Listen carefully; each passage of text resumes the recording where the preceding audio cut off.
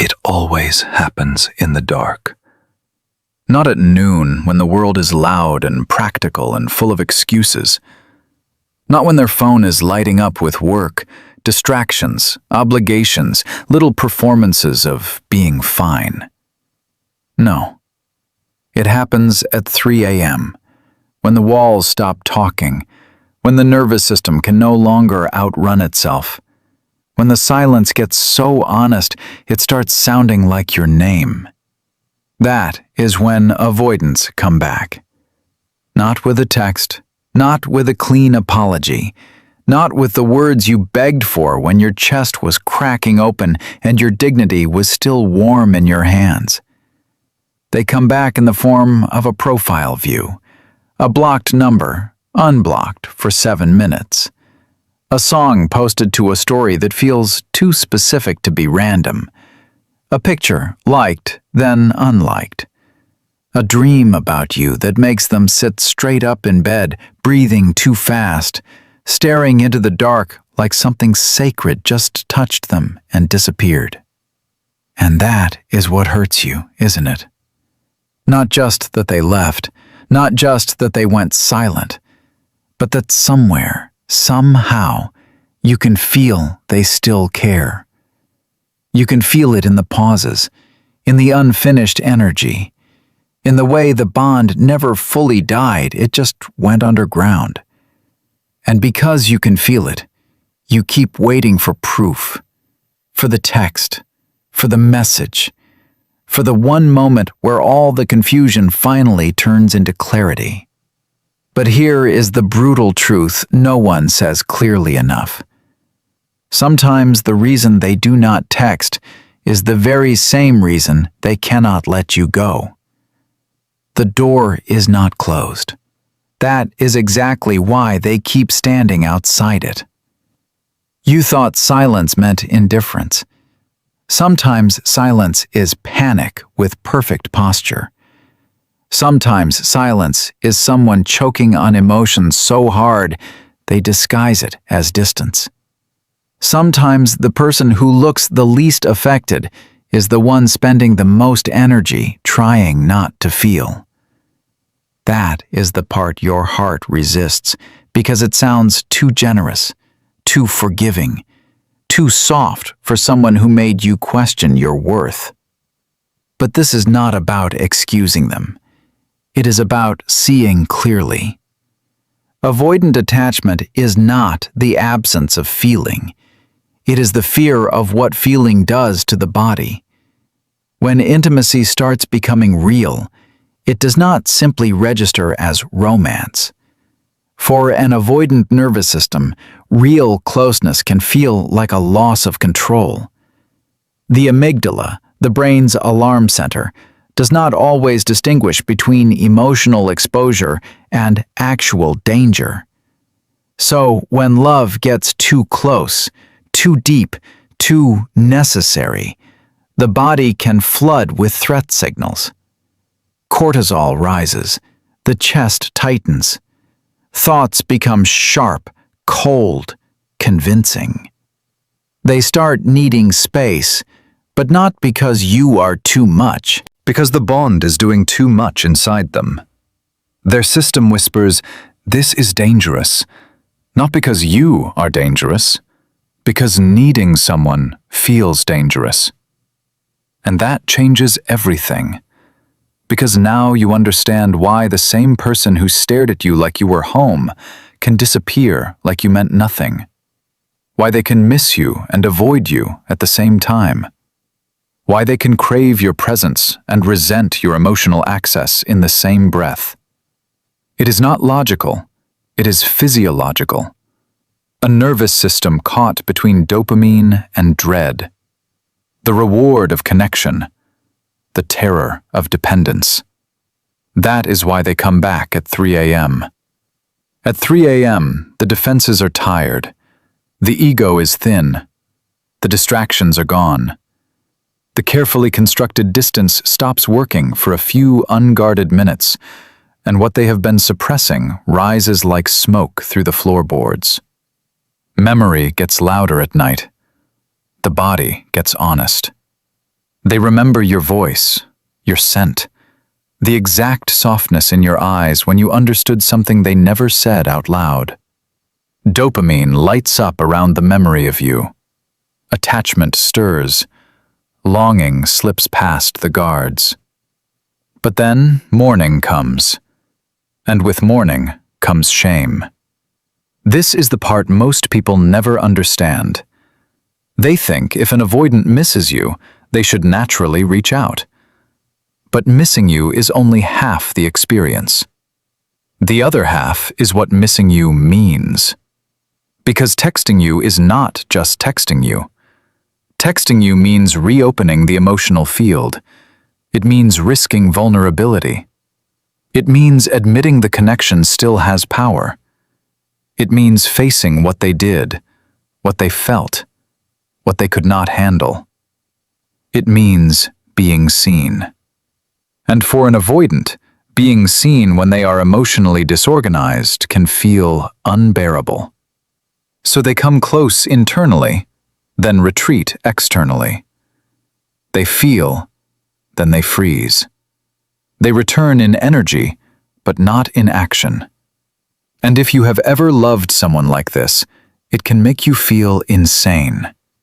Because your intuition picks up what their behavior denies. Your body senses them before your phone does. You feel the invisible pull, the emotional circling, the almost contact, the unfinished sentence in the air. So you start living in the middle. Not together, not free, just haunted. You tell yourself to move on, but part of you keeps listening for footsteps. You replay the tenderness because it was real. You replay the coldness because that was real too. And the mind cannot settle when both realities exist at once. So you obsess, you decode, you shrink. You start believing that if you can just become less emotional, less available, less alive, maybe they will finally feel safe enough to stay. But that is where you betray yourself. Because the deepest trap in loving an avoidant is not that they leave. It is that their leaving tempts you to abandon yourself first. You become quieter to keep them comfortable, cooler to seem unbothered, less expressive so they do not feel pressure. You amputate your needs and call it maturity. You starve your heart and call it patience. And somewhere in all of that, you stop asking the only question that matters. Why am I working this hard to be digestible to someone who only wants me in controlled doses? That question changes the room. Because now we need to talk about the one concept that shifts everything. Silence. Not performative silence. Not manipulative silence. Not the kind that waits at the window hoping to be chased. Real silence. The silence that begins when you stop auditioning for your own worth.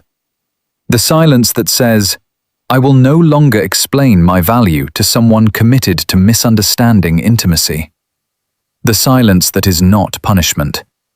It is self-respect without an audience. This is the silence avoidants feel the most. Not your pleading. Not your paragraphs. Not your perfectly reasonable closure text. Those things often feed the exact dynamic that lets them stay emotionally passive while you do all the emotional labor. What unsettles them is the silence that does not beg. The silence that does not accuse. The silence that does not collapse. Because when you stop reaching into the space between you, they have to feel the full shape of their own distance.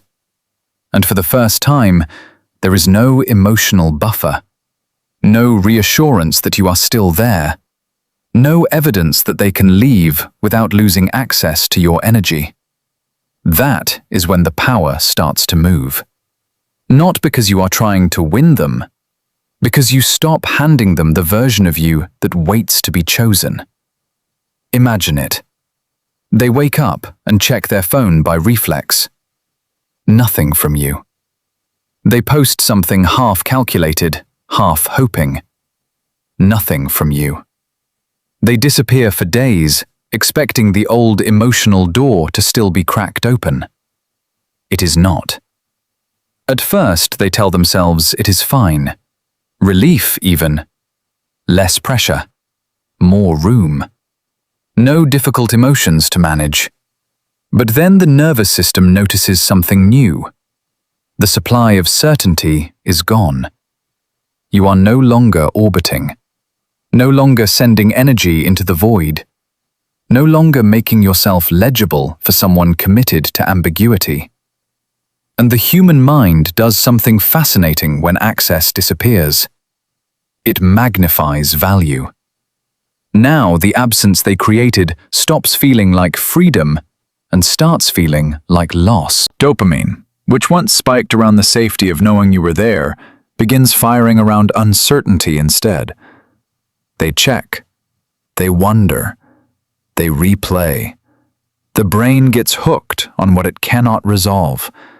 And because avoidants suppress rather than process, what they do not say does not disappear.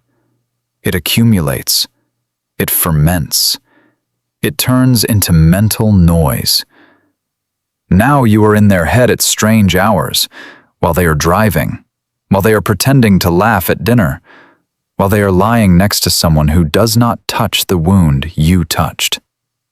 Especially at night. Because night removes performance. At 3 a.m., they are no longer the composed one, the detached one, the one who just needed space. At 3 a.m., they are a body with memories, a nervous system with unfinished attachment, a person haunted by the softness they could not hold without turning it into distance. That is when they come back. They type your name. They scroll your photos. They reread old messages. They imagine texting. They imagine your response. They imagine no response at all. And sometimes that last possibility is what stops them. Because once your silence becomes real, it forces them to face a terrifying idea. Maybe this time, you are gone in the only way that matters. Not blocked, not angry, just no longer available for emotional crumbs. That is when missing you changes flavor. It is no longer the comforting ache of unfinished access. It becomes deprivation. And yes, sometimes they start chasing. Not always openly. Avoidants rarely run straight at what they want. They circle. They signal. They test. They appear in fragments. A random hey. A reaction to something old. A casual check-in dressed as indifference. A message that says almost nothing but carries the weight of everything. Because they do not know how to say, "I felt you disappear and it scared me." They do not know how to say, "I thought distance would calm me down, but now the silence is louder than the intimacy ever was." They do not know how to say, "I miss you in ways I am ashamed to admit." So they send breadcrumbs and hope you will do what you have always done. Build a bridge from crumbs. This is the moment that defines everything. Because if you break the pattern here, you teach them that your silence was only a tactic, that all they need to do is crack the door with minimal effort, and you will flood the room again with your tenderness, your understanding, your emotional availability, your willingness to make meaning out of fragments. And then nothing changes. They get relief, you get hope. The cycle gets fed. Again. So hear this carefully. Just because they come back does not mean they are ready. Just because they miss you does not mean they can hold you. Just because they feel deeply does not mean they can love responsibly. Feelings are not the same as capacity. That truth will save your life if you let it. Because some of the most painful people are not empty people. They are overwhelmed people. People whose inner world is so unprocessed that love turns into static. People who touch connection and then recoil as if tenderness itself burns. And if you do not understand this, you will spend years translating chemistry into compatibility, years mistaking emotional intensity for emotional maturity, years thinking the 3 a.m. return means destiny, when sometimes it only means dysregulation. They came back because they felt the loss. They did not text because texting would require a self they have not built yet. That is not your failure. That is not your inadequacy. That is not proof that you were almost enough. You were felt. That is why they vanished the way they did. You got past their armor. You touched the real thing. And the real thing terrified them. But now comes the part that belongs to you. You do not heal by becoming harder to love.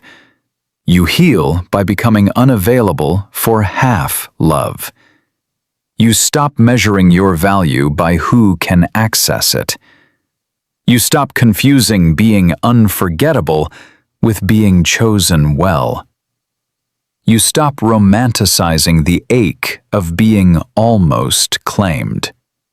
Because almost is where self-worth goes to die. You were not born to become a midnight thought in someone else's unresolved nervous system. You were not born to be revisited only when loneliness lowers their defenses. You were not born to be sensed deeply and handled poorly. You were born to be met, fully, calmly, in daylight. And when that truth finally enters your body, not just your mind, something shifts. You stop waiting for the 3 a.m. energy. You stop worshiping invisible returns. You stop needing proof that they cared, because whether they cared is no longer the question that runs your life. The new question is this: can they meet the version of me that no longer negotiates with confusion? If the answer is no, let silence finish what love could not. Let it burn off the fantasy. Let it expose the pattern. Let it teach your body that peace is not boring, inconsistency is not passion, and being pursued only in private pain is not devotion.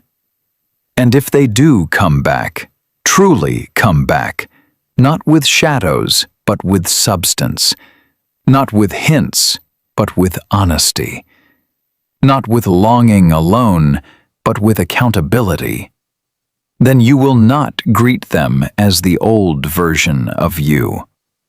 You will greet them as someone who no longer abandons themselves just because someone else is finally ready to feel. That is the power they never expect. Not your anger, not your revenge, your evolution. The moment you stop asking to be chosen by people who can only access you in fragments, you become dangerous to every dynamic that once fed on your doubt. Your nervous system steadies. Your eyes clear. You stop chasing closure because you become it.